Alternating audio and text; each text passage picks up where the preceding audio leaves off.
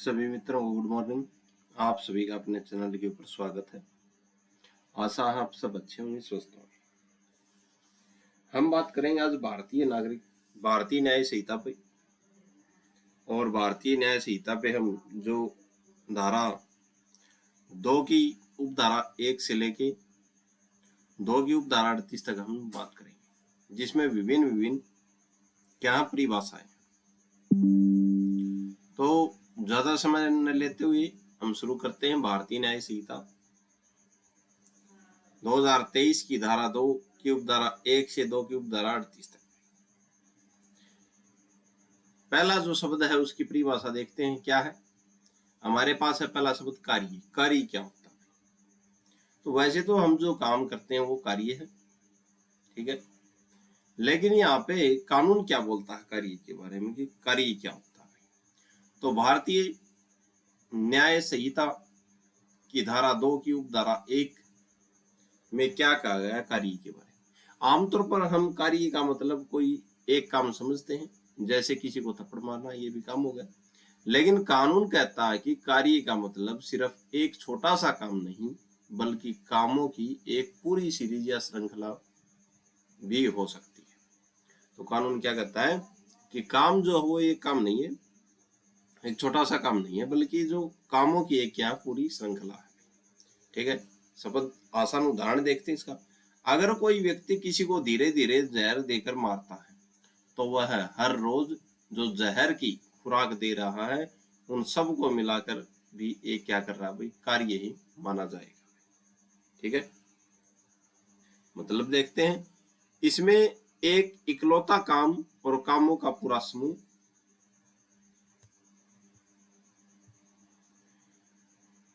क्या है इसमें? एक इकलौता काम और कामों का पूरा समूह दोनों शामिल है, ठीक है। तो एक तो इकलौता काम हो गया, ठीक है, किसी ने किसी को थप्पड़ मार दिया, ठीक है, तो वो भी क्या है, काम ही किया उसने, ठीक है। या किसी ने क्या किया, उसका गला घोट दिया, और किसी ने उसके हाथ पर काट दिए, तो वो भी क्या है, कामों की जो श्रृंखला हुई है ये भी क्या है, काम ही है। तो इसमें दोनों शामिल है। कार्य की परिभाषा धारा 2 की उपधारा 1 भारतीय नागरिक सुरक्षा संहिता। अब बात आती है हमारे पास दूसरा शब्द आता है कूटकर्ण। क्या है भाई, कूटकर्ण क्या बोलते हैं? तो ये जो है कूटकर्ण, भारतीय न्याय संहिता की धारा 2 यानी कि बीएनएस की धारा 2 की उपधारा 4 में बात कही गई कूटकर्ण की। कूटकर्ण का मतलब है नकल या जालसाजी, कह सकते हैं भाई कूटकर्ण, ठीक है। कूट यानी कि कर्ण, कूटकर्ण, ठीक है। तो इसका मतलब है कि नकल या जालसाजी करती हुई किसी ने। अगर कोई व्यक्ति किसी एक चीज जैसी दूसरी चीज बनाता है ताकि वह किसी को धोखा दे सके, तो उसे क्या कहते हैं भाई, कूटकर्ण कहते हैं, ठीक है। पूरी तरह वैसा ही होना जरूरी नहीं है, तो चीज का पूरी तरह वैसा होना जरूरी नहीं। नकली नोट या नकली सामान असली जैसा 100% मैच करे, यह जरूरी नहीं है भाई।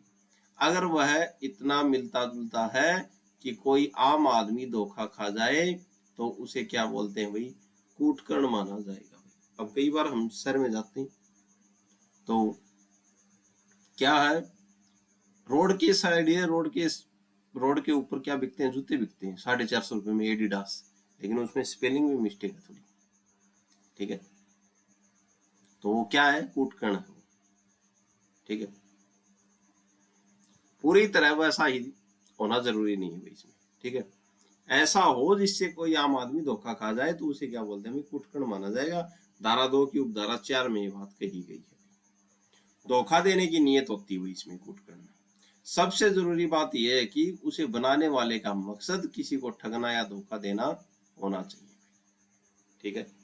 विदेशी मुद्रा भी शामिल है भाई इसमें। अगर कोई भारत में बैठकर अमेरिकन डॉलर की नकल बनाता है, ठीक है, तो वह भी इसी धारा के तहत क्या माना जाएगा भाई, अपराधी माना जाएगा, ठीक है। कूटकर्ण भारतीय न्याय संहिता की धारा 2 की उपधारा 4 में बात की गई। आगे बात करते हैं। आगे बात है न्यायालय।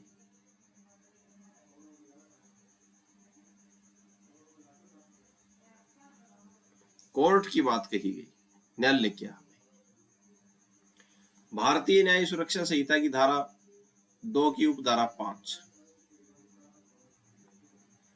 कानून की नजर में न्यायालय का मतलब सिर्फ वह बिल्डिंग नहीं है जहां वकील बैठते हैं, इसका असली मतलब है न्यायाधीश से। ठीक है, तो न्यायालय का मतलब असली जो हो वो किससे है? न्यायाधीश से। ये नहीं कि वहां पे वकील बैठते हैं या वो बिल्डिंग है। ठीक है, किसे कहेंगे न्यायालय भाई? किसे कहेंगे न्यायालय? अकेला जज, जजों की टीम।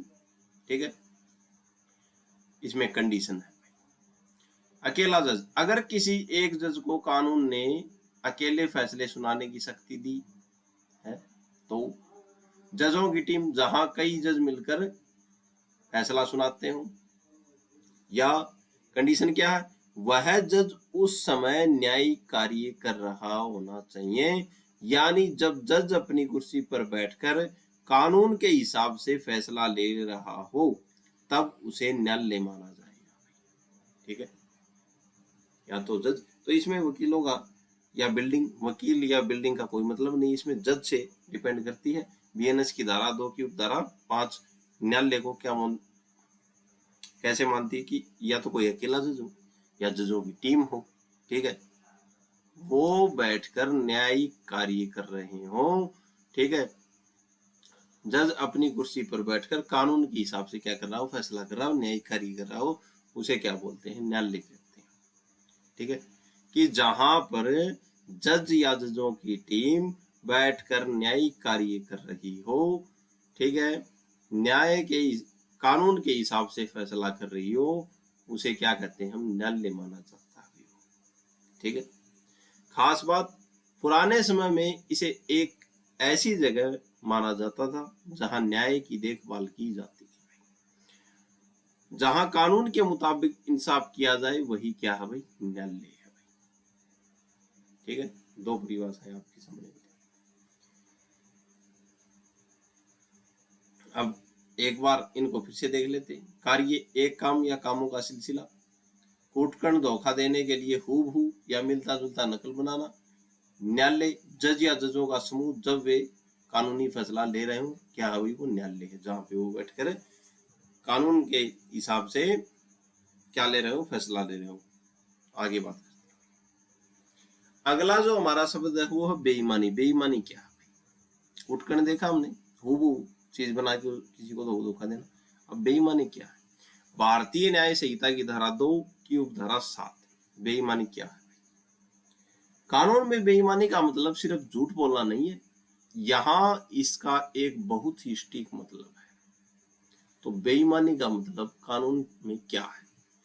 किसी का फायदा और किसी का नुकसान। ठीक है, यानी कि किसी को फायदा हो और किसी को नुकसान, ये क्या है? बेईमानी। सदोष अभिलाष, जब आप किसी ऐसी चीज से फायदा कमाते हैं जिस पर आपका कानूनी हक ही नहीं है, इसे बोलते हैं सदोष अभिलाष। ठीक है, अब सदोष हानि क्या है? जब आप किसी ऐसे व्यक्ति का नुकसान करते हैं जिसका उस चीज पर कानूनी हक है, तो वो क्या है? सदोष हानि। एक तो वो है सदोष अभिलाभ, आप पर उस आपका उस चीज पर हक ही नहीं है फिर भी आप उस चीज से लाभ कमा रहे हैं, वो है सदोष अभिलाभ। सदोष हानि क्या है? कि आपका उस वस्तु से कोई लेना देना नहीं, जिस व्यक्ति की वो वस्तु है उसको क्या हो रहा है? नुकसान पहुंचा रहे हैं आप। ठीक है, उदाहरण देखते हैं। अगर आप सड़क पर गिरा हुआ बटुआ उठाते हैं और उसे मालिक को लौटाने की बजाय खुद रख लेते हैं, तो यह क्या है? बेईमानी की है भैया। ठीक है, क्योंकि आपने खुद को वह फायदा पहुंचाया जिसके आप हकदार नहीं थे, आपकी चीज ही नहीं थी वो। ठीक है, सदोष अभिलाभ। और असली मालिक को वह नुकसान पहुंचाया जिसका वह हकदार नहीं था। ठीक है, ये थी सदोष हानि। असली मालिक को क्या होगा? नुकसान होगा, आपने उसको दिया नहीं। ठीक है, तो किसी को फायदा और किसी को नुकसान, क्या है भाई? बेईमानी है। आगे बात करते हैं हम, दस्तावेज क्या है। बीएनएस की धारा 2 की उपधारा 8 में बात कही गई है दस्तावेज की। अगर हम समझे कि दस्तावेज का मतलब सिर्फ कागज के पत्थर होते हैं, लेकिन कानून की परिभाषा बहुत बड़ी है। कोई भी चीज, कानून क्या बोलता है, कोई भी चीज जिस पर कुछ लिखा हो, कोई नंबर हो या कोई निशान हो, जिसे सबूत की तरह इस्तेमाल किया जा सके, वह क्या है भाई, दस्तावेज। कोई भी चीज हो भाई, ठीक है, जिस पर लिखा हो, कुछ भी लिखा हो, ठीक है, और कोई नंबर हो या कोई निशान हो जिसे सबूत की तरह इस्तेमाल किया जा सके, वह क्या है, दस्तावेज। अब दस्तावेजों में इन्होंने क्या दी, कुछ बातें दी हैं। पेड़ की छाल पर, पहले नहीं लिखते थे, अभिलेख, ठीक है, वो पांडुलिपि। अगर किसी ने पेड़ की छाल पर कोई निशान बनाया है तो वह क्या है, दस्तावेज है। डिजिटल रिकॉर्ड, आपके फोन के मैसेज, ईमेल, कंप्यूटर की फाइल भी अब इस श्रेणी में आती है, किसमें, दस्तावेज में। अधूरे दस्तक में, जैसे आपने उदाहरण दिया, अगर 5 लोगों के बीच समझौता हुआ लेकिन साइन सिर्फ 2 ने किए, तब भी वह क्या है, कागज कानूनन दस्तावेज कहलाएगा, ठीक है। करेंसी नोट, नोट पर जो लिखा होता है वह उसे एक दस्तावेज मानता है, ठीक है। सीधी बात करते हैं, कोई भी पदार्थ, कागज, पत्थर, लकड़ी, स्क्रीन जिस पर जानकारी दर्ज है वह क्या है, दस्तावेज है। भारतीय न्याय संहिता की धारा 2 की उपधारा 8 में बात कही गई है। आगे बात करते हैं। आगे कपट पूर्वक क्या है भाई, बेईमानी देखी हमने, किसी को हानि किसी को लाभ। अब कपट पूर्वक क्या है, भारतीय न्याय सुरक्षा संहिता की धारा 2 की उपधारा 9 में कपट की परिभाषा दी गई है। कपट या फ्रॉड की परिभाषा करना मुश्किल है, क्योंकि लोग नए नए तरीके से धोखा देते हैं, लेकिन इसका सबसे मुख्य आधार है भाई धोखा देने का इरादा। धोखा देने का इरादा क्या है भाई, कपट है, कपट पूर्वक। बेईमानी वर्सेस कपट की बात करें हम, तो बेईमानी में फायदा या नुकसान पर जोर दिया जाता है, और कपट पे किसका जोर दिया जाता है, कपट पे धोखे पर जोर दिया जाता है, ठीक है। अगर किसी ने जानबूझकर ऐसी स्थिति पैदा की जिससे सामने वाला व्यक्ति सच न जान पाए और उसे धोखा हो जाए, तो वह काम कपट पूर्वक किया गया माना जाएगा, ठीक है। उदाहरण देखते हैं। मान लीजिए कोई व्यक्ति अपनी कार बेचते समय उसके मीटर के साथ छेड़छाड़ करता है ताकि वह कम चली हुई दिखे, ठीक है। तो ये क्या कर रहा है भाई, धोखा कर रहा है उसके साथ, क्यों, उसको पता है यहां उसका इरादा खरीदार को धोखा देने का है। यह क्रिया कपट पूर्वक कहलाएगी, ठीक है। कपट के असली मायने क्या होते हैं, डॉक्टर विमल का केस था। डॉक्टर विमल नहीं था, डॉक्टर विमला वाले मामले में कपट को बहुत आसान बना दिया था भाई। कानून कहता है कि सिर्फ झूठ बोलना या धोखा देना कपट नहीं है। तो क्या है कपट, कानून क्या कहता है, इस मामले में बात कही थी, किसमें, डॉक्टर विमला वाले मामले में, कि कपट क्या है, कि सिर्फ झूठ बोलना या धोखा देना क्या है, कपट नहीं है। कपट तब बनता है जब दो चीजें साथ हो भाई। दो चीजें साथ क्या हो, एक तो आपने धोखा दिया और सामने वाले को नुकसान हुआ हो, दोनों चीजें साथ में होनी जरूरी है। आपने झूठ बोल दिया, किसी को धोखा दे दिया, सामने वाले को नुकसान, नहीं, कपट नहीं है, ठीक है। धोखा देना, दो चीजें होनी जरूरी है। आपने किसी को गुमराह किया और स्थिति सामने वाले का कोई नुकसान हुआ, तो ये दो चीजें होनी जरूरी है। खास बात, यहाँ नुकसान का मतलब सिर्फ पैसा छीनना नहीं है। अगर किसी के साथ धोखा हुआ और उसकी सेहत, शारीरिक और क्या उसकी दिमाग यानी कि मानसिक या उसकी इज्जत प्रतिष्ठा को ठेस पहुंची, तो भी वह क्या कपट माना जाएगा। भले ही आपका 1 रुपया भी खर्च न हुआ हो, फिर भी वह क्या है, कपट है, ठीक है। आगे बात करते हैं बेईमानी और कपट। बेईमानी में हानि होती है, किसी को फायदा किसी को नुकसान, और कपट में क्या है, कपट का हमने ये भी बताया। कपट में एक तो धोखा देना होता है, एक स्थिति होती है सामने वाले, इन दोनों शब्दों में हम अक्सर कंफ्यूज हो जाते हैं, लेकिन इनकी बारीकी अंतर देखते हैं। कपट में हमेशा धोखा होता है, ठीक है। बिना सामने वाले को अंधेरे में रखे कपट नहीं किया जा सकता, ठीक है। लेकिन बेईमानी बिना धोखा किए भी हो सकती है, ठीक है। जैसे किसी की गिरती हुई चीज चुपचाप उठा लेना, इसमें आपने कपट कहाँ पे किया? उसके साथ उसकी चीज पड़ी, आपने उठा ले, बेईमानी से उठाया, ठीक है। अब आपको लाभ हो गया, उसको क्या हुई? क्षति हो गई। यहाँ आपने उसे कोई झूठ नहीं बोला या धोखा नहीं दिया, बस बेईमानी से चीज रख ली भाई। फायदे नुकसान का खेल। बेईमानी से हमेशा किसी का गलत तरीके से पैसा संपत्ति पाना या खोना शामिल है भाई, लेकिन कपट में जरूरी नहीं है कि पैसा ही शामिल हो। जैसा हमने ऊपर पढ़ा, इज्जत और मानसिक नुकसान भी शामिल है भाई कपट, ठीक है। आगे बात करते हैं भाई लिंग। तो भारतीय नागरिक सुरक्षा संहिता की धारा 2 की उपधारा 10 में लिंग की बात कही गई है, ठीक है। कानून की भाषा में जेंडर का मतलब हमारे रोजाना के मतलब से बहुत बड़ा है। कानून क्या बोलता है जेंडर के बारे में? वह का मतलब सब, ठीक है। कानून क्या बोलता है? वह का मतलब सब। कानून की किताब जैसे भारतीय न्याय संहिता में जहां भी वह लिखा है ही लिखा है, उसका मतलब सिर्फ लड़का नहीं है, उस वह में महिला, स्त्री और ट्रांसजेंडर यानी युगलिंगी भी शामिल है। तो वह में कानून में क्या है? सब है। इसमें महिला भी आ गई, ट्रांसजेंडर भी आ गए, और क्या है? पुरुष भी आ गए, ठीक है। सजा सबको मिलेगी, जैसे आपने धारा 354 लज्जा भंग का उदाहरण दिया, ठीक है। अगर कानून कहता है कि वह दोषी होगा, तो इसका मतलब है कि वह कोई महिला किसी दूसरी महिला की लज्जा भंग करती है, तो उस महिला को भी सजा मिलेगी। कानून यहाँ भेदभाव नहीं करता, ठीक है। एक वचन और बहुवचन। अगर कानून में एक व्यक्ति लिखा है, तो इसमें एक से ज्यादा लोग भी शामिल माने जाते हैं, ठीक है। जब तक कि अलग से कुछ न कहा जाए, तो अगर एक व्यक्ति लिखा है तो व्यक्ति में एक से अधिक लोग भी शामिल माने जाते हैं, ठीक है। सीधे कानून में वह शब्द एक कॉमन शब्द है जो पुरुष, स्त्री और ट्रांसजेंडर तीनों के लिए इस्तेमाल होता है, ठीक है।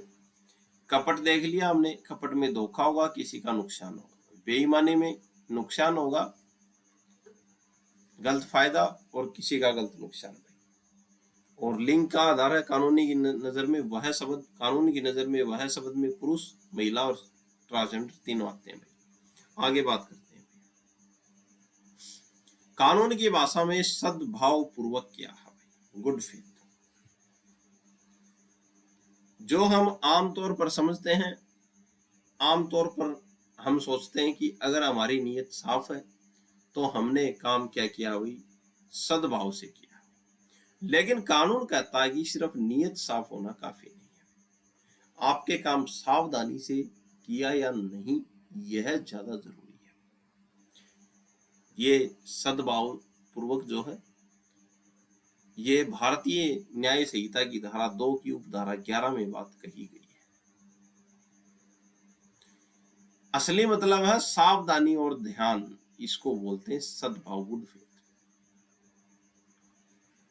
ठीक है। धारा 2 की उपधारा 11 कहती है कि अगर आपने कोई काम बिना उचित सतर्कता और बिना पूरे ध्यान के किया है, तो उसे सद्भाव पूर्वक नहीं माना जाएगा। आपकी सतर्कता यानी कि सावधानी होनी चाहिए उस काम को करने के लिए, और आपका ध्यान होना चाहिए पूरा उस पे काम पे। अगर ये दोनों नहीं है तो आपने सद्भाव से काम नहीं किया। भारतीय न्याय संहिता की धारा 2 की उपधारा 11 बोलती है। उदाहरण देखते हैं कैसे सद्भाव से काम नहीं किया। डॉक्टर वाला मामला, कविराज केस। एक व्यक्ति ने बवासीर का ऑपरेशन साधारण चाकू से कर दिया, ठीक है। यहाँ उसकी नीयत मरीज को मारने की नहीं थी, ईमानदारी थी, ठीक है। लेकिन उसने उचित सावधानी नहीं बरती हुई। एक साधारण चाकू से ऑपरेशन करना लापरवाही है, इसीलिए इसे सद्भाव पूर्वक नहीं माना गया और उसे क्या हो गई, सजा हो गई, ठीक है। तो बवासीर का ऑपरेशन कर दिया साधारण डॉक्टर ने, साधारण किससे, चाकू से, ठीक है भाई, साधारण चाकू से कर दिया, लेकिन उसकी तो ईमानदारी थी, ईमानदारी से कर रहा था, लेकिन उसने उचित सावधानी नहीं बरती। साधारण चाकू से कभी इलाज होता है क्या, विशेष चाकू होते हैं उनके लिए, तो इसलिए लापरवाही हो गई, डॉक्टर की लापरवाही मानी गई और उसकी क्या हो गई, मौत हो गई। आगे बात करते हैं भूत वाला मामला, हयात केस। एक आदमी ने अंधेरे में एक बच्चे को भूत समझकर क्या कर दिया भाई, पीट पीट कर मार डाला, ठीक है भाई। अदालत ने कहा कि उसे मारने से पहले कम से कम टॉर्च जलाकर या पास जाकर देखना चाहिए था, क्योंकि उसे उचित सतर्कता नहीं बरती, इसलिए उसे सद्भाव का बचाव नहीं मिलेगा भाई, ठीक है। एक आदमी था और उसने देखा कि बच्चा है, उसने सोचा कि बच्चा नहीं भूत है, उसको पीट पीट कर मार डाला, ठीक है। आदमी ने डिफेंस लगाया हयात केस में कि ये काम सद्भाव से हुआ है। अब न्यायालय ने बात कही ये सद्भाव से नहीं हुआ, आपके पास क्या थी, टॉर्च थी, ठीक है। मारने से पहले टॉर्च थी, तो कम से कम आप टॉर्च जला के देख तो सकते थे कि ये आदमी है या भूत है या क्या है, ठीक है। आपने बिना ही पूछे उसको मार दिया, तो उचित सतर्कता नहीं बरती आपने, इसीलिए क्या है, सद्भाव का बचाव आपको नहीं मिलेगा। आगे बात करते हैं एक पुलिस वाला मामला है, बाबूजी केस में। यहाँ पुलिस वाले ने शक होने पर व्यक्ति से सवाल पूछा और जांच की गई। उसने अपनी तरफ से पूरा ध्यान दिया और नियम के मुताबिक काम किया, इसलिए उसका काम क्या था भाई, सद्भाव पूर्वक माना गया, ठीक है। ईमानदारी और सद्भाव में अंतर क्या है, सामान्य कानून, अगर आपकी नीयत साफ है, चाहे आप थोड़े लापरवाह हों, तो उसे क्या, सद्भावना मान लिया जाता है, ठीक है। भारतीय न्याय संहिता में अगर सामान्य कानून की बात करते हैं हम, तो सामान्य में अगर आपकी नीयत साफ है, तो भी आपकी अगर थोड़ी बहुत लापरवाही हो गई है तो वो सद्भाव मान लिया जाता है। लेकिन भारतीय न्याय संहिता कानून क्या बोलता है, यहाँ सिर्फ ईमानदारी होना काफी नहीं है, आपको जिम्मेदार भी होना पड़ेगा भाई। अगर आपने सावधानी नहीं बरती तो कानून आपकी सफाई नहीं मानेगा। सामान्य कानून में तो हम मान लेते हैं, ठीक है, इसने काम किया होगा, ठीक है, लेकिन भारतीय न्याय संहिता नहीं मानती है। आगे बात करते हैं हम सद्भाव सिद्ध करने की 3 मुख्य शर्तें हैं, ठीक है।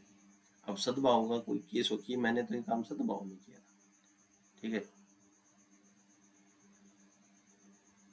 तो इसकी 3 मुख्य बातें हैं भाई। कौन कौन सी बातें सद्भाव सिद्ध करने की, काम की प्रकृति, काम कितना बड़ा या खतरनाक था, जैसे ऑपरेशन करना एक बड़ा काम है, ठीक है। परिणाम, उस काम से कितना नुकसान हो सकता था भाई, ठीक है। सतर्कता का अवसर, क्या उस व्यक्ति के पास सावधानी बरतने का मौका और समय था, जैसे भूत वाले मामले में व्यक्ति के पास रुककर देखने का मौका था या भाग जाता, जरूरी था उसको मारना, ठीक है। सद्भाव पूर्वक साफ नीयत प्लस उचित सावधानी प्लस पूरा ध्यान, तीनों होनी चाहिए भाई। सद्भाव पूर्वक में क्या होगा, पहले तो साफ नीयत होगी, ईमानदारी होगी, फिर उचित सावधानी होगी उसकी, और फिर पूरा ध्यान होगा काम करने का। अगर इनमें से सावधानी या ध्यान गायब है, एक तो सावधानी या ध्यान गायब है, तो ये आपकी ईमानदारी काम नहीं करेगी, तो कानून उसे सही नहीं मानेगा, भले ही इसका इरादा नेक क्यों ना हो, ठीक है। आगे बात करते हैं, अगला पॉइंट है हमारा स्थिति, इंजरी। धारा 2 की उपधारा 14 में बात कही गई है स्थिति की। कानून में स्थिति का मतलब सिर्फ खून निकलना या चोट लगना नहीं है, किसी भी व्यक्ति को अवैध रूप से पहुंचाया गया कोई भी नुकसान क्या है स्थिति। कानून क्या बोलता है कि किसी भी व्यक्ति को अवैध रूप से पहुंचाया गया कोई भी नुकसान क्या स्थिति है। यह 4 तरह की हो सकती है। कौन सी? एक तो शारीरिक स्थिति यानी कि मारपीट और चोट पहुंची शरीर को। दूसरी है मन यानी कि मानसिक प्रताड़ना तनाव। तीसरी है ख्याति यानी कि मानहानि की है, अपनी किसी की इज्जत को ठेस पहुंचाया। चौथी है संपत्ति, किसी की संपत्ति या जमीन को नुकसान पहुंचाया। ठीक है, तो 4 प्रकार की स्थिति बताई गई भारतीय न्याय संहिता की धारा 2 की उपधारा 14 में। अगर कोई आपको सामाजिक बहिष्कार यानी कि हुक्का पानी बंद करने की धमकी देता है तो उसे कानून स्थिति नहीं माना जाता। ठीक है, तो इसको कानून स्थिति नहीं माना जाता। हुक्का पानी बंद करना की धमकी अगर देता है तो कानून स्थिति नहीं है। ठीक है, आगे बात करते हैं भाई अवैध। अवैध क्या है भाई? धारा 2 की उपधारा 15। अवैध शब्द बहुत बड़ा है, इसमें 3 चीजें आती हैं भाई अवैध में। अवैध में कौन कौन सी चीजें आती हैं? जो कोई अपराध हो भाई जैसे चोरी, वो भी क्या है? अवैध है। जो कानून द्वारा माना नहीं गया वो भी क्या है? अवैध है। जिसकी वजह से आपके खिलाफ सिविल केस जैसे संविदा भंग या कॉन्ट्रैक्ट तोड़ना किया जा सके, वो भी क्या है? अवैध है। ठीक है, अवैध में 3 चीजें होती हैं। आपने अपराध किया, अपराध करना अवैध है। कानून द्वारा जो माना गया हो और वो काम आपने नहीं किया हो तो वो भी क्या है? अवैध है। ठीक है, कानून द्वारा जो मना किया गया हो वो काम आपने कर दिया तो वो भी क्या है? अवैध है। जिसकी वजह से आपके खिलाफ क्या होगा? सिविल केस किया जा सके। ठीक है, तो वो भी क्या है? अवैध है। ठीक है, अवैध रूप से आबंध। अगर कोई काम न करना अवैध है तो आप उस काम को करने के लिए वैध रूप से आबंध है। ठीक है, जैसे पुलिस वाले का काम अपराधी को पकड़ना है, अगर वह जानबूझकर नहीं पकड़ता तो उसने लोभ किया, जो क्या है? अवैध है। ठीक है, तो वैध रूप से आबंध भाई, अगर कोई काम न करना अवैध है तो आप उस काम को करने के लिए वैध रूप से बाध्य है। यानी कि कोई काम करना क्या है? अवैध। कोई काम न करना क्या है? अवैध है। तो ये पुलिस वाले का काम क्या था? अपराधी को पकड़ना, लेकिन उसने नहीं किया तो वो क्या हो गया? अवैध हो गया। ठीक है, आगे बात करते हैं न्यायाधीश क्या है भैया। न्यायालय हमने देखा था, अब न्यायाधीश की बात करते हैं। भारतीय न्याय संहिता की धारा 2 की उपधारा 16 में बात कही गई है न्यायाधीश की। ठीक है, आइए न्यायाधीश के बारे में हम चर्चा करते हैं। सिर्फ पद का नाम जज होने से कोई न्यायाधीश नहीं बन जाता। कानून के अनुसार न्यायाधीश वह है जिसके पास अंतिम निर्णय देने की कानूनी शक्ति हो, उसको क्या बोलते हैं भाई? न्यायाधीश बोलते हैं। जिसके पास अंतिम निर्णय देने की क्या हो भाई? कानूनी शक्ति, चाहे वह अकेला हो या जजों की टीम का हिस्सा हो। अगर उसके फैसले के खिलाफ अपील न हो, यानी कि अपील न हो, तो वह फैसला आखिर माना जाता है। अब इसका मतलब क्या? समझने की बात है जबरदस्त ये पॉइंट। ठीक है, अगर उसके फैसले के खिलाफ अपील ना हो, किसी ने अपील नहीं की है उसके फैसले के खिलाफ, जैसे सेशन जज के अपील के खिलाफ, सेशन जज के फैसले के खिलाफ अपील नहीं की किसी ने सुप्रीम कोर्ट में, तो फैसला क्या होगा? हाई कोर्ट में किसी ने अपील नहीं की कि हम इसको चैलेंज करते हैं, तो अगर सेशन जज के फैसले के खिलाफ किसी ने हाई कोर्ट में अपील नहीं की तो वो फैसला क्या होगा? अंतिम हो गया। ठीक है, वो क्या है? न्यायाधीश है। उदाहरण देखते हैं। चुनाव की पर्चियां चेक करने वाला अफसर जज नहीं है, क्योंकि उसका निर्णय केस का अंतिम फैसला नहीं होता। ठीक है, बात नंबर 4। अगली बात हमारे पास स्थानीय विधि क्या हुई। भारतीय न्याय संहिता की धारा 2 की उपधारा 18 में बात कही गई है स्थानीय विधि, लोकल लॉ। ऐसी कानून या नियम जो पूरे देश में नहीं बल्कि भारत के किसी खास हिस्से या इलाके में लागू होते हैं उनको क्या बोलते हैं? स्थानीय विधि बोलते हैं। जैसे किसी पोर्ट बंदरगाह पर अपना कानून या हरियाणा पंजाब का अपना कोई विशेष क्षेत्र कानून है। ठीक है। विशेष विधि भाई, विशेष विधि के अंतर भाई, विशेष विधि से अंतर भाई। विशेष विधि किसी खास विषय जैसे पोक्सो एक्ट सिर्फ बच्चों के लिए है पर होती है, जबकि स्थानीय विधि किसी खास जगह के लिए होती है। समझने वाली बात है भाई। विशेष विधि तो विधि क्या होगी भाई? जो किसी खास विषय पर होगी, लेकिन स्थानीय विधि किसी खास जगह से संबंधित होती है। ठीक है। अब बात करते हैं चल संपत्ति। भारतीय न्याय संहिता की धारा 2 की उपधारा 21 में बात करते हैं चल संपत्ति। वह हर चीज जिसे एक जगह से दूसरी जगह ले जाया जा सके क्या है? चल संपत्ति। क्या शामिल नहीं है इसमें? तो चल संपत्ति में जमीन और जमीन से जुड़ी चीजें जैसे मकान या पेड़ चल संपत्ति नहीं है। दिलचस्प बात, जमीन के अंदर के पत्थर या मिट्टी जब तक जमीन में है वे चल संपत्ति नहीं है। ठीक है। लेकिन जैसे ही आप गड्ढा खोदकर मिट्टी बाहर निकाल लेते हैं या पत्थर अलग कर देते हैं तो वे क्या हो गए भाई? चल संपत्ति बन जाती है और उनकी चोरी हो सकती है। अब पेड़ है, पेड़ क्या है? अचल संपत्ति है, वो चल फिर नहीं सकता। अब पेड़ को उखाड़ लिया, उखाड़ते ही वो क्या बन गया? चल संपत्ति बन गया। गाड़ी में लोड करके कहीं पे भी ले जा सकते हैं उसको। ठीक है। और वो क्या बन गई? चोरी बन गई उसकी। आगे बात करते हैं। ओथ क्या होती है? शपथ। भारतीय न्याय संहिता की धारा 2 की उपधारा 23 ठीक है में क्या है? शपथ की बात कही गई है। शपथ क्या होती है? जब आप कानूनन यह घोषणा करते हैं कि मैं जो कह रहा हूं सच है तो उसे शपथ कहते हैं। ठीक है। अगर किसी को धार्मिक कारणों से शपथ लेने में दिक्कत है तो वह सत्यनिष्ठ प्रतिज्ञान कर सकता है। ठीक है। इसकी कानूनन वैल्यू शपथ के बराबर ही होती है। अदालत या किसी सरकारी अफसर के सामने दी गई कोई भी आधिकारिक घोषणा शपथ के दायरे में आती है। ठीक है। या तो अदालत या सरकारी अफसर के सामने जो क्या दी है, अपने आधिकारिक घोषणा की है, वो शपथ के दायरे में आती है। छोटा सा सारांश, स्थिति हमने देख ली। स्थिति किसकी होती है? मन, शरीर, इज्जत और संपत्ति का अवैध नुकसान। अवैध क्या है? अपराध, मना किया गया काम या सिविल केस का आधार बने। न्यायाधीश कौन है? जिसके पास आखिरी फैसला सुनाने की पावर हो। और चल संपत्ति जमीन और मकान को छोड़कर हर वह चीज जिसे हिलाया डुलाया जा सके, चल संपत्ति। आगे बात करते हैं व्यक्ति की। व्यक्ति क्या है? ठीक है। तो पर्सन, धारा 2 की उपधारा 26 में बात कही गई।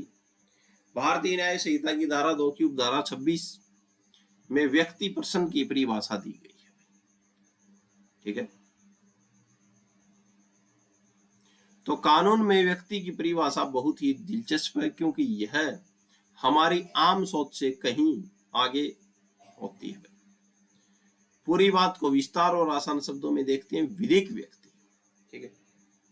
जैसे कि आपने सामंत महोदय का जिक्र किया, कानून व्यक्ति उसे मानता है जिसे वह अधिकार देता है। तो सामंत साहब कहते हैं कि व्यक्ति कौन है?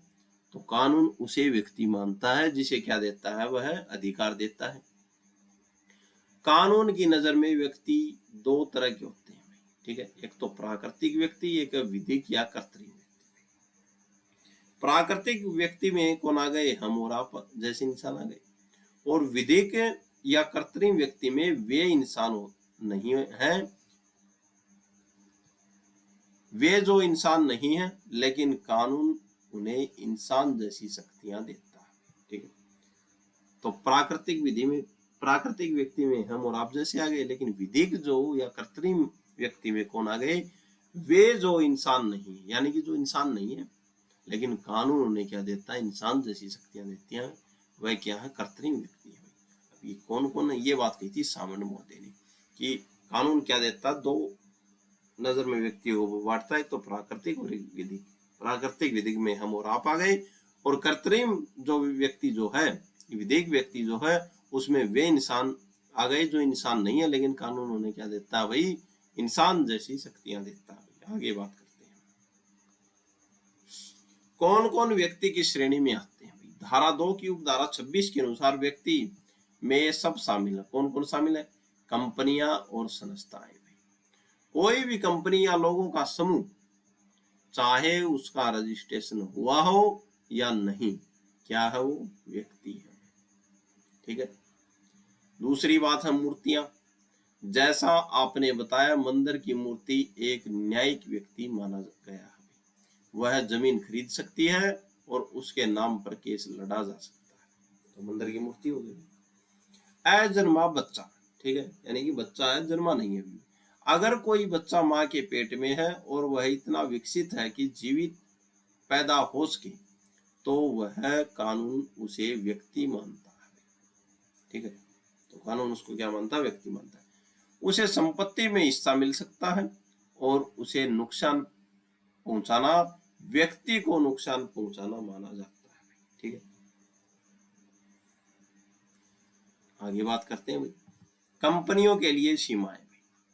हमने कंपनी लॉ में भी देखा था, कंपनी क्या है? कृत्रिम व्यक्ति है भाई। ठीक है, कंपनियों के लिए सीमा क्या है भाई? कंपनी एक मशीन या कागजी ढांचा है, इसीलिए उसे सजा देते समय कानून कुछ बातों पर ध्यान देता है। शारीरिक दंड संभव नहीं, तो कंपनी को शारीरिक दंड संभव नहीं है। अगर किसी अपराध की सजा सिर्फ कारावास या फांसी है, तो कंपनी पर केस नहीं चल सकता, क्योंकि आप किसी ऑफिस या कंपनी की बिल्डिंग को जेल में नहीं डाल सकते। ठीक है, सोच समझ कर किए गए अपराध। जहां अपराध के लिए बुरी नीयत या दिमाग की जरूरत हो, वहां कंपनी को सीधे तौर पर अपराधी नहीं ठहराया जाता। हालांकि अब मॉडर्न कानून में कंपनी के मालिकों, डायरेक्टर्स को जिम्मेदार माना जाता है। ठीक है, फिर है केवल जुर्माना भी। जहां सजा में जुर्माने का प्रावधान है, वहां कंपनी को पूरी तरह व्यक्ति माना जाता है और उस पर केस चलाकर जुर्माना वसूला जाता है। ठीक है, कानून की यह परिभाषा इसलिए बनाई गई है ताकि सिर्फ इंसान को ही नहीं, बल्कि बड़ी बड़ी संस्थाओं और संगठनों को भी कानून के दायरे में लाया जा सके। ठीक है, अगर कोई कंपनी घोटाला करती है, तो वह यह नहीं कह सकती कि मैं तो इंसान नहीं, मुझ पर केस कैसे होगा। कानून उसे विधिक व्यक्ति मानकर पकड़ लेता है। ठीक है, तो 2 की उपधारा 26 में व्यक्ति की परिभाषा दी गई। आगे बात करते हैं, लोक सेवक क्या है भाई? ये बहुत बहुत बड़ी परिभाषा हुई लोक सेवक। लोक सेवक की बात करें तो भारतीय न्याय संहिता की धारा 2 की उपधारा 28 में लोक सेवक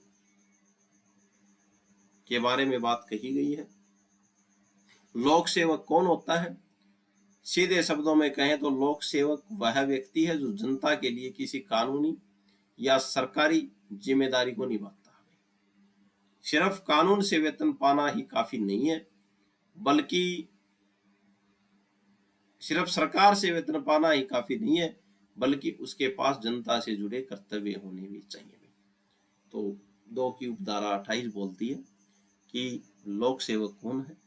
लोक सेवक वह व्यक्ति है जो जनता के लिए किसी कानूनी या सरकारी जिम्मेदारी को निभाता है। सिर्फ सरकार से वेतन पाना ही क्या है? काफी नहीं है। क्या होना चाहिए? उसके पास जनता से जुड़े कर्तव्य होने चाहिए। ठीक है, धारा 2 की उपधारा 28 के अनुसार लोक सेवक की श्रेणियां। सेना के अधिकारी, तीनों सेनाओं के सभी कंडीशन अधिकारी क्या है भाई? लोक सेवक है। न्यायाधीश लोक सेवक है। अदालत के कर्मचारी जो अदालत में काम कर रहे हैं। ठीक है, कोर्ट वह हर अधिकारी जिसका काम जांच करना, रिपोर्ट देना, दस्तावेज बनाने या कोर्ट में व्यवस्था बनाए रखना, पेशाकार, कोर्ट का क्लर्क आदि क्या सभी सरकारी कर्मचारी लोक सेवक हमें। पंचायत या सहायता करने वाले, कोर्ट या किसी लोक सेवक की मदद करने वाला हर व्यक्ति क्या है भाई, पंचायत का सदस्य, ये सभी क्या है भाई, लोक सेवक है। मध्यस्थ, जिसे कोर्ट ने किसी मामले को सुलझाने या रिपोर्ट देने के लिए नियुक्त किया, वो भी क्या, लोक सेवक। पुलिस और जेल के अधिकारी, ठीक है, सभी वो क्या है, जो अपराध रोकने की शक्ति दी है, सभी क्या है भाई, वो लोक सेवक है। राजस्व और संपत्ति के अधिकारी, जैसे तहसीलदार, पटवारी, वे अधिकारी जो सरकार की ओर से संपत्ति की देखभाल करते हैं, टैक्स वसूलते हैं या सर्वे करते हैं, क्या है भाई, सभी लोक सेवक है। ठीक है, आगे बात करते हैं। चुनाव अधिकारी भी वे लोग जिन्हें वोटर लिस्ट तैयार करने या चुनाव करवाने की जिम्मेदारी होती है, लोक सेवक। सरकार से वेतन पाने वाले अधिकारी, ठीक है, सरकार से वेतन पाने वाले भी हर वह व्यक्ति जो सरकार की नौकरी में है, सरकार से वेतन लेता है या किसी सार्वजनिक काम के लिए सरकार से कमीशन फीस पाता है।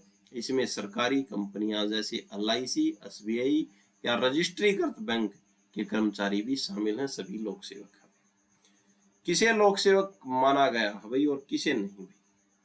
कानून ने समय समय पर साफ किया है कि कौन इस दायरे में आएंगे और कौन नहीं आएंगे। मुख्यमंत्री और मंत्री भाई, सुप्रीम कोर्ट के अनुसार करुणानिधि केस मुख्यमंत्री लोक सेवक है भाई, क्योंकि वे राज्यपाल द्वारा नियुक्त होते हैं और सरकारी खजाने से वेतन लेते हैं भाई, इसलिए क्या है, लोक सेवक है भाई, मुख्यमंत्री और मंत्री।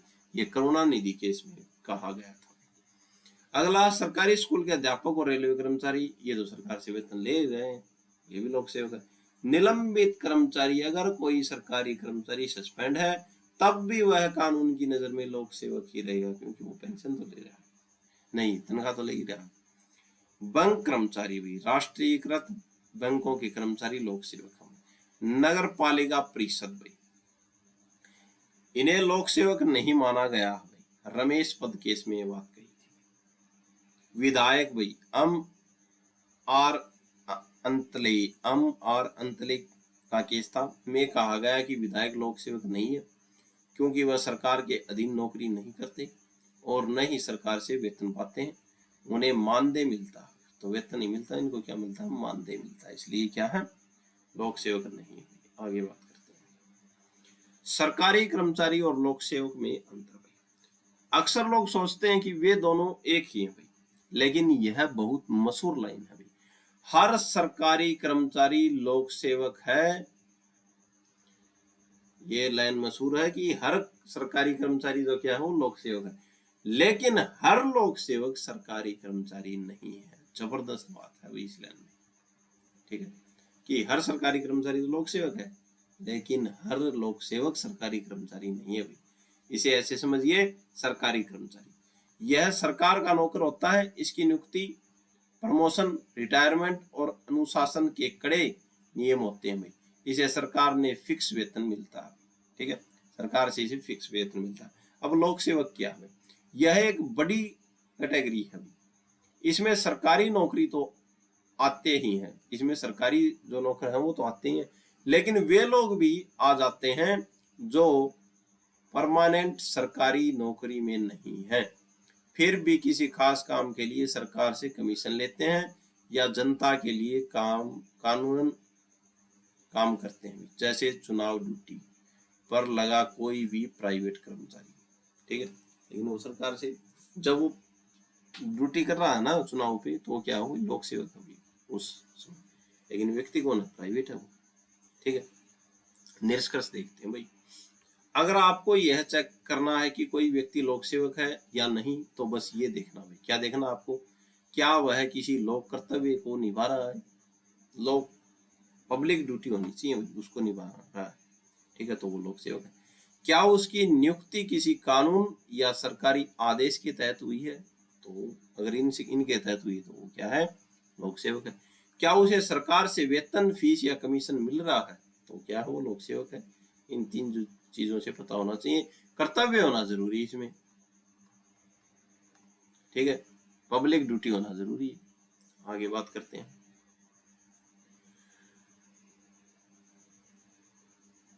विश्वास करने का कारण भाई, धारा 2 की उपधारा 29 BNS, साधारण शब्दों में इसका मतलब है ठोस आधार का होना। कानून की नजर में शक और विश्वास में फर्क होता है। शक क्या है? जब आपको बस लगता है कि कुछ गलत हो सकता है तो वो शक आपका। विश्वास, जब आपके पास ऐसी परिस्थितियां हो कि कोई भी समझदार व्यक्ति उस बात को सच मान ले तो क्या है? विश्वास है। ज्ञान बनाम विश्वास, अगर आपने अपनी आंखों से कुछ देखा तो वह आपका ज्ञान है, ठीक है। लेकिन अगर आपने कुछ ऐसी चीजें देखी जिससे नतीजा साफ निकल रहा है तो वह विश्वास करने का कारण है, ठीक है। उदाहरण देखते हैं। अगर एक दुकानदार के पास बहुत सस्ते दाम में और बिना बिल के नए जैसे फोन बिक रहे हैं, बिल नहीं है वही सीधा देखना, तो उसके पास यह विश्वास करने का कारण है कि ये फोन चोरी के हो सकते हैं, क्योंकि बिल तो नहीं है तो चोरी के हो सकते हैं। वह यह नहीं कह सकता कि मुझे क्या पता था। दुकानदार हट नहीं सकता, तो बिल ही नहीं था तो चोरी के थे, सीधी बात है। विशेष विधि, धारा 2 की उपधारा 23, भारतीय न्याय संहिता की धारा 2 की उपधारा 23 क्या कहती है भाई? विशेष विधि के बारे में। विशेष विधि हमने पहले भी देख लिया था, ठीक है। इसमें खास विषय की बात है, और स्थानीय विधि यानी कि लोकल लॉ, उसमें जगह की बात होती है, ठीक है। यह वह कानून है जो किसी खास विषय के लिए बनाया गया है। भारतीय न्याय संहिता तो आम अपराधों के लिए है, लेकिन कुछ खास चीजों के लिए अलग से सख्त कानून होते हैं। ये देखते हैं। आबकारी कानून शराब से जुड़े मामलों के लिए होता है, ठीक है। रेलवे अधिनियम ट्रेन और स्टेशन से जुड़े अपराधों के लिए होता है भाई। पशु अत्याचार जानवरों द्वारा फसल के नुकसान के लिए होता है भाई, ठीक है। मतलब जब कोई कानून सिर्फ एक ही टॉपिक जैसे ड्रग्स, जुआ या अफीम पर फोकस करे तो उसे विशेष विधि कहते हैं, ठीक है। आगे बात करते हैं।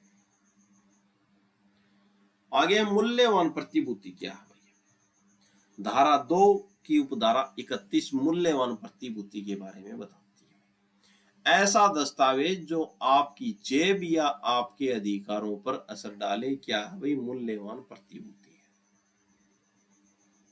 है। ऐसा दस्तावेज जो आपकी जेब या आपके अधिकारों पर असर डाले क्या है? मूल्यवान प्रतिभूति है। धारा 2 की उपधारा 31 में बात कही गई भारतीय न्याय संहिता में। यह वह कागज है जिससे कोई अधिकार मिले, जैसे जमीन की रजिस्ट्री मूल्यवान प्रतिभूति है। चेक, लॉटरी का टिकट जिससे आपको पैसा मिल सकता है, ये अधिकार मिल गया। जिससे कोई अधिकार मिले भाई आपको, कोई अधिकार खत्म हो जिससे, जैसे तलाक के कागज जिससे शादी का कानूनी रिश्ता खत्म होता है, तो ये क्या है भाई? ये मूल्यवान प्रतिभूति है। फिर कोई जिम्मेदारी स्वीकार की जाए, जैसे उधार का जो नोट्स होता है, जो प्रोमिसरी नोट होता है कि मैंने इनसे इतने पैसे लिए, जिससे आप लिख कर देते हैं कि मैं पैसे लौटाऊंगा, ठीक है। तो ये भी क्या मूल्यवान प्रतिभूति है?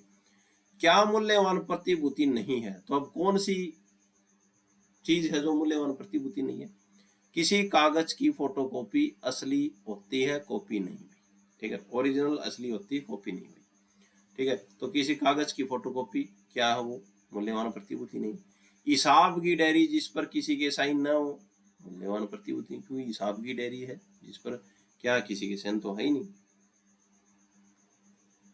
अगर कोई आपका चेक चुराता है तो उसने एक मूल्यवान प्रतिभूति चुराई है, क्योंकि उस कागज में पैसे निकलवाने का अधिकार छिपा है, ठीक है। विश्वास का कारण, जब आपके पास सच मानने का पक्का आधार हो। विशेष विधि, किसी खास विषय जैसे रेलवे या शराब का अपना अलग कानून।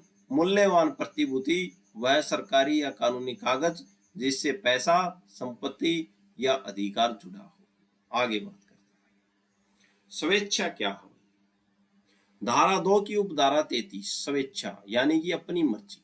आमतौर पर हम स्वेच्छा का मतलब अपनी मर्जी समझते हैं, लेकिन कानून में इसका मतलब थोड़ा गहरा है।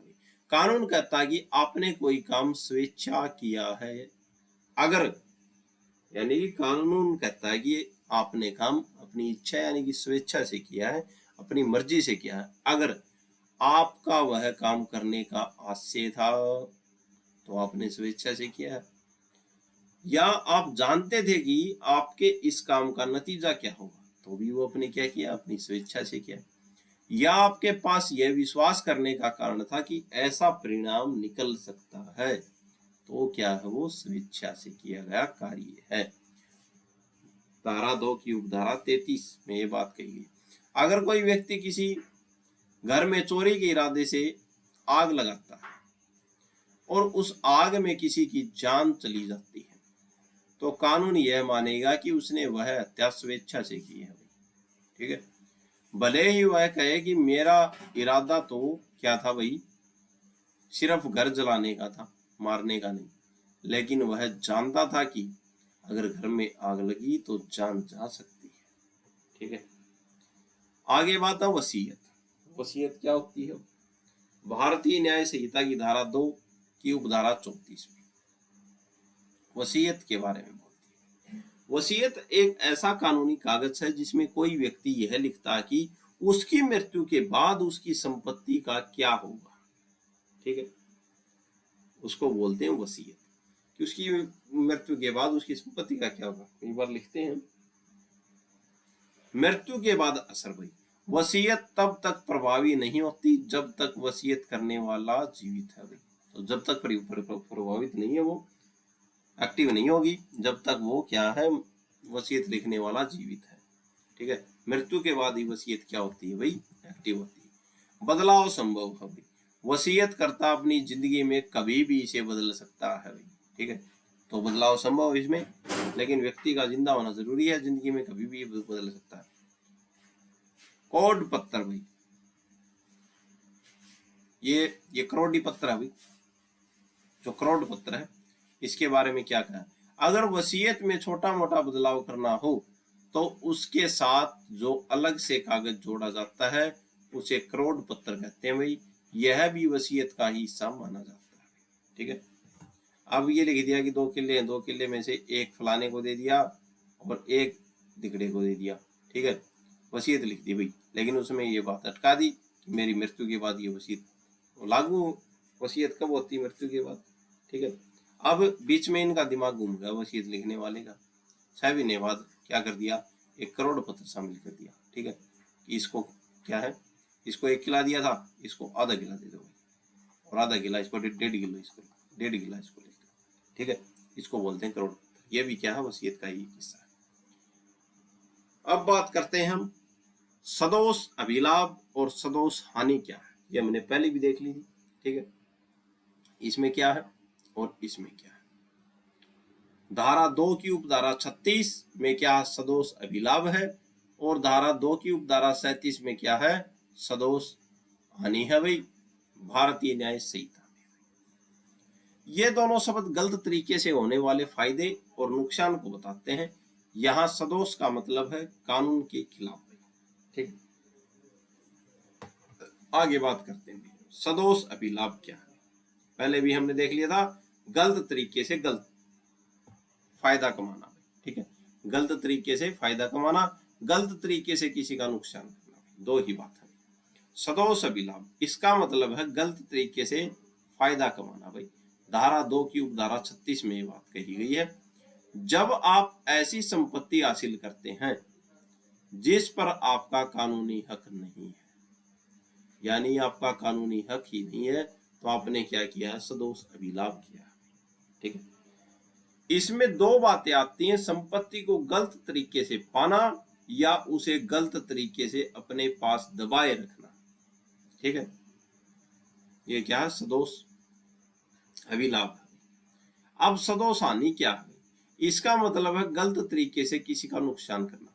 इसमें तो क्या होगा, आपको क्या होगा, फायदा होगा भाई, गलत तरीके से आपने क्या कमाया भाई, फायदा कमाया है।